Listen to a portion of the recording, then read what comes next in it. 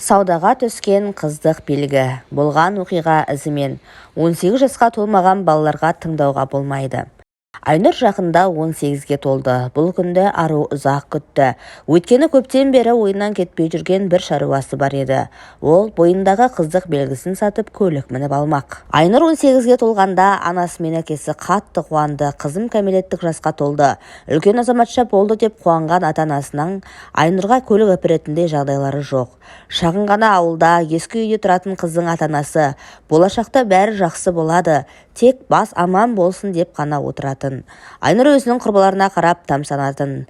Менде де осындай көлік, үй болса деп армандады. Құрбыларының арасында пәк қыз жалғыз өзі еді. Қалған қыздар түн баласы үй көрмей, бірі клубта, бірі мейрамханада жүреді. Айнұрдың көздегені басқа. Бір топ қызға ілеспей, жатақханада жалғыз қалатын. Ондағы ойы бойындағы қыздық белгісін қорғау еді. Ана көзін сүзбесе бұқа жібін үзбейді. Айнұр үймерін танытпаған соң жігіт атаулысы жанына жолаған емес. Әйтпесе Айнұрдың мың жігіттің басын айналдыратындай көркі бар. Ұзын бойлы аққұба арудың мүсіні де мінсіз еді. Айнұр мың ойлана келе пәктігін сатуды ұйғарды. Бұны қалай істеу керектігін шырамытып тұр. Интернетке хабарлама қалдырады. Әкесі несиеге алып берген ноутбугын ашып, интернеттегі хабарлама беретін сайтқа кірді. Пәктігімді сатамын. Бағасы 3 миллион теңге деп жазды қыз. 3 миллион теңгеге кім алады дегенмен, бұл өмірде шіріген байлар бар екенін Айнұр жақсы біледі. Шіріген байлар үшін 3 миллион түк емес. Хабарламаны жібергені сол еді. Арада көп өтпей телефонына бірінен соң бірі хаттар келе бастады. Қыздығын алғысы келетіндер көп екен. Айнұр таңырқаған жоқ. Ойланып отырып көңіліне жаққанын таңдады. Ар жақтағы адам кешке 21:00-де Гагарин көшесінің қиылысында тұр. Алып кетемін, ақшаңды бірден шотыңа саламын депті. Айнұр келісті. Кеш батты. Көптен күткен сағатта келіп жетті. Айнұр бар жақсы киімін киіп, шашын бүйралап боянды. Сағат тілі 9-ды көрсеткенде Гагарин көшесінің қиылысында тұрды. Су жаңа сүліктей қара көлік те кешіккен жоқ. Бойжеткеннің жанына зырылдап келіп тоқтады. Отыр, деді сымбатты жігіт. Айнұр қуанып кетті. Тым болмағанда қыздығымды жас жігіт алатын болды деп ойлады. Айнұр үнсіз көліктің артқы орындығына отырды. Қыз аңсаған байлық осы. Осындай су жаңа көлікпен зәулім үйде өмір сүрсем деп қатты армандайды. Көлік рөлінде отырған жігіт ләм деп үн қатқан жоқ. Арада жарты сағаттай өткенде көлік 4 қабатты үйдің алдына тоқтады. Түс, деді жігіт. Айнұр үнсіз көліктен түсті. Жігіт Айнұрды жетелеп отырып зәулім үйге кіргізді. Айнала толған қара костюм шалбар киген күзетшілер, әрқайсының қолында бір-бір рация. Айнұр өзін кино әлеміне түсіп кеткендей сезінді. Қыз қатты таңғалды. Зәулім үйдің ішіндегі байлықта есеп жоқ. Сән салтанаты келіскен үй құдды бір мұражай секілді жұтынып тұр. Айнұр мен жігіт 4-ші қабатқа көтерілді. Жігіт түпкі бөлменің есігін ашып жіберіп, ішіне Айнұрды кіргізді. Өзі сыртында қалды. Айнұр бөлменің ішіне жалғыз кірді. Диванда ақбас шал отыр еді. Қаусаған кәрі шал қызды көргенде таңғалмады. Кел, деді шал. Қолында бір бума ақша бар еді. Мына ақша сенікі. Алайда алдымен пәктігіңді тексеруің керек, деді шал. Айнұр сонда барып түсінді. Бұның пәктігін алатын анау сымбатты жігіт емес, мына бір қаусаған кәрі шал екен. Айнұр өз-өзінен жиіркеніп кетті. Кері шегінерге жол жоқ еді. Шал көп ойланған жоқ. Егер бүгінгі түн маған ұнаса, сені үнемі шақыртып тұрамын, деді шал. Айнұр жылап жіберді. Мені кешіріңізші, мен осы жерден үйге қайтсам бола ма, деді Айнұр жыламсырап. Мен қателестім, мені үйіме жіберіңізші. Мен ойланбай істеппін, ақшаңыз да керек емес, тек мені жібересіз бе, деді қыз. Шал болса, сен енді ешқайда кетпейсің, деді де уылжып тұрған бойжеткенді бас салды.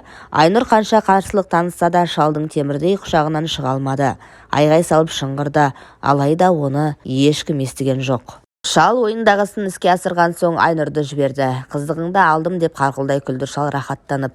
Айнұр бұтын ауырсынып төсектен тұрды. Шал бөлмеден шығып кетті. Қыз жалғыз қалды. Бөлменің бір шетіндегі жуынатын жерге барып айнаға қарады. Өз түрін өзі көріп шошып кетті. Тез киініп, үстел үстінде тұрған бір бума ақшаны алды да санамастан сөмкесіне салды. Қанша ақша болса да бәрібір еді. Тек бұл жерден аман шығып кетсе болды. Алайда жүрегі бір сұмдықты сезгендей атқақтай соқты.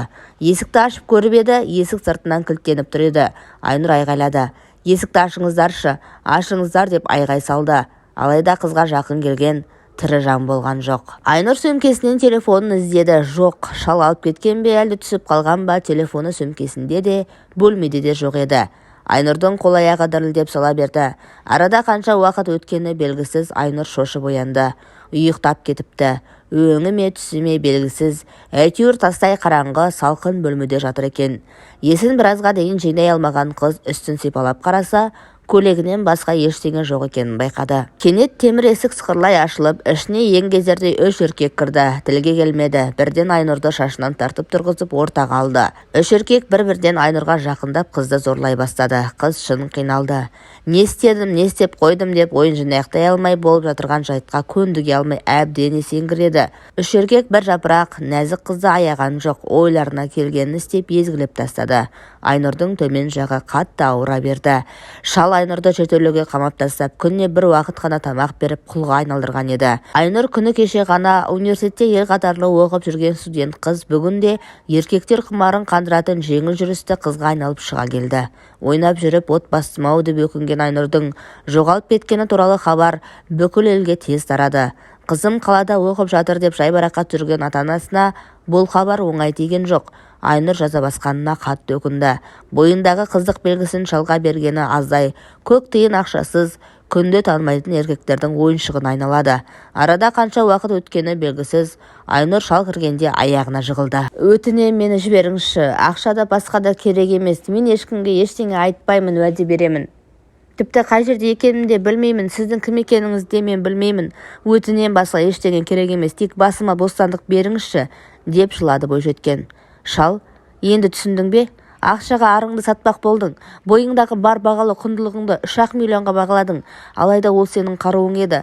Енді сен ешкімге де керек емессің. Бір аптадай осында боласың, содан кейін сені жіберемін, деді шал. Айнұр не күлерін, не жыларын білмеді. Бір апта бойы Айнұр әртүрлі еркектердің ойыншығына айналып әбден қорланды. Іш құрылысының бәрі жыртылып, денсаулығы нашарлады. Суық бөлмеден өкпесіне суық отып өлімші халге түсті қыз. Тағы бір азапты түннен кейін Айнұр есін тағы жоғалтты. Көзін ашса, тыр жалаңаш жолың жиегінде жатыр екен. Жан-жағы ерсілі-қарсылы жүгірген жұртшылық. Бірі үстіндегі киімін шешіп қыздың үстіне жапты. Екіншісі жанталасып жедел жәрдем шақырып жатты. Айнұр есін бір жинап, бір жоғалтып қиналды. Ауруханада қызға шұғыл түрде ота жасалды. Бүкіл ел қыздың басынан өткен жан түршігерлік оқиғаны естіп жағаларын ұстады. Шалдың кім екенін ақыры ешкім білген жоқ. Қу шал артында із қалдырмаған. Тіпті көшедегі бірде-бір камераға түспей қыздан өмірі жоқ көлікпен әкеліп, тұмшаланған 2 еркек жол жиегіне лақтырып кеткен. Қылмысты кім істегені жабулы күйінде қалды. Айнұрға ойдан шығарған дегендер де болды. Алайда Айнұр бұл күнде қатты өзгерген. Денсаулығына қалпына келген соң ел қатарлы сабағына қайта баруды ойлайды. Кейін ана атансам екен деп тілейді. Қыздың бұл арманы орындала ма жоқ па уақыт еншісінде. Алайда жеңіл ақшаға қызығып жаза басқан қыздың болашағы ендігі жерде тек қана өз қолында. Әңгіменің соңы.